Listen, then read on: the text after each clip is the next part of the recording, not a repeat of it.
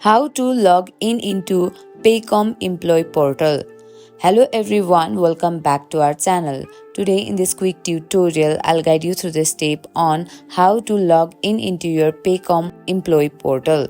So let's get started. Open your preferred web browser on your computer or mobile device. In the address bar, type in paycom.com and press enter.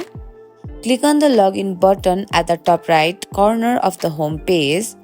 From the login option, select Employee to be directed towards the employee login page.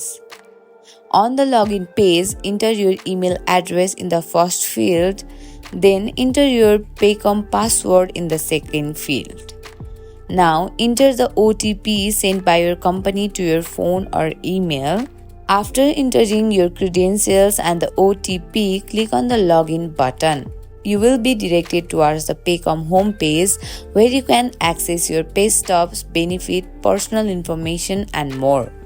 And that's it. You have successfully logged in into your Paycom employee portal. Thank you for watching the video till the end. Hope you like the video. If you like the video, don't forget to subscribe our channel for more tutorial like this. See you on the next video.